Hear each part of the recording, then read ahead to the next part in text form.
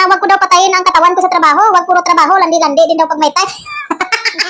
Pwede naman natin pagsabayin ang paglalandi at pagtatrabaho kasi kung puro lang tayo landi, wala na tayong makain, patay tayo sa gutom. Siyempre, may dugo tayo sa kuring mundo. Siyam ang buhay, hindi agad-agad tayo mamamatay. At hindi pa ako pwede mamatay dahil marami pa akong mga bayarin. O diba, kawawa naman yung mga nautangan ko. Alam nyo kasi guys, hindi tinatanggap sa langit kung may mga utang pa tayo dito sa mundo. Kaya ang sikreto, para humaba ang buhay natin dito sa mundo, mangutang tayo ng mangutang.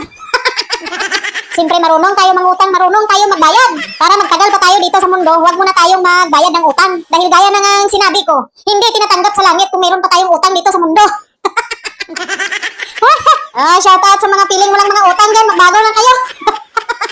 Sa mga nagsasabi dyan na marami na daw akong ipon, napakahirap ako dito sa abroad kung marami naman pala akong ipon. Kailangan ko magtrabaho dahil ambisyosa ako. May ambisyon pa ako yung magkaroon ng biyanan. Bahala na magminupos na ako basta may ambisyon pa ako. Diba guys, kahit wala man tayong kasiguraduhan na magtagumpay sa buhay, at least may pangarap tayo. Nagtagumpay nga yung walang pangarap. Tayo pa ngayon na nangarap ng gising. Minsan makaramdam tayo na sobrang pagod, yung wala tayong mapaglagyan ng pagod, pero wala tayong ibang choice kundi magpatuloy sa buhay. Alam nga naman, ihinto natin yung buhay natin. Minsan lang tayo pinagbigyan na mabuhay dito sa mundo, kaya i-grab na natin ang opportunity. Kaya sa mga may pinagdadaanan dyan, nakaramdam ng lungkot, nakaramdam ng pagod, ay go lang ang buhay. Ay, maglalaki tayo. Kung sa tingin nyo niluloko kayo, magloko din tayo, ganun. Hayop na mga kuring mundo na yan. Habang nagtatrabaho ako, dyan din sila paikot-ikot sa likod ko. Ayaw nila na maglalaki ako. Paano ba ako makapaglalaki dito? Wala ka namang makita ang mga tao dyan sa labas na palakad-lakad. Pati mga lalaki, takot rin makuha ang kanilang pagkalalaki. Tuwing gumagala ako sa labas, patingin-tingin ng mga maligno sa akin, hindi sila makalapit sa akin. May baon akong anting-anting. Hanggang tingin lang sila sa aking pagkababae. Di ba guys? Sa init ng panahon ngayon. Sa mga walang dilig dyan, huwag natin kalimutan uminom ng tubig. Grabing init ngayon, 50 degrees.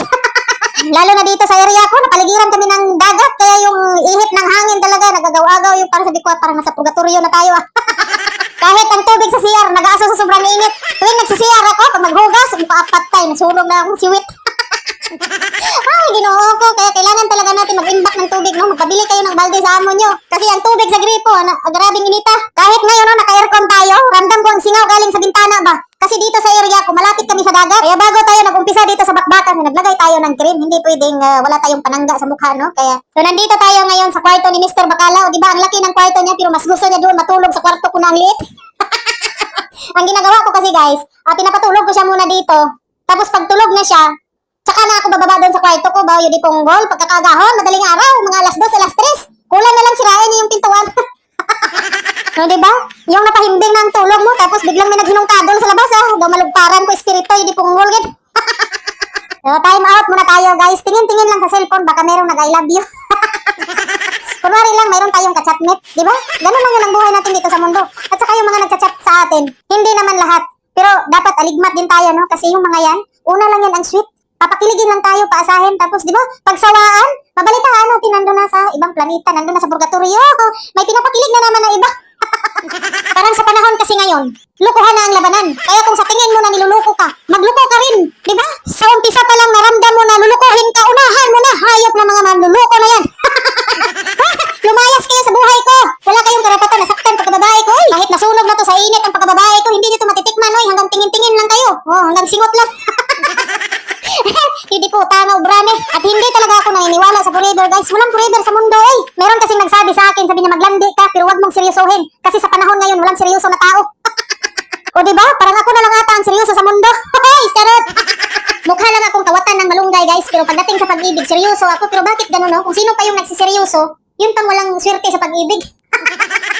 Hayop na yan. Kung naniwala kayo sa hula, guys, noong 4th year ako, mayroong dumaan sa amin na maghuhula. Ang sabi niya, wala daw akong swerte sa pag-ibig. Nagkatotoo nga ang sabi niya. Tanggap ko na yan sa buhay ko, Kaya kung sakaling may dumating man na kuring mundo sa buhay ko at magpapakilig sa aking pagkababae, wala na akong ibang iisipin. Tikman lang ang pagkababae ko, pakiligin, paasahin, tapos iiwan din. Hindi rin ako papayag na siya lang ang makatikim sa akin, Siyempre tikman ko din siya, pakiligin, paasahin, tapos, di ba? Ganon lang. Mga hayop, mga manluloko na yan. Sobrang sakit kaya na masaktan, guys. Kaya sinabi ko yan talaga sa sarili ko, hindi na talaga ako papayag na sasaktan nila ako.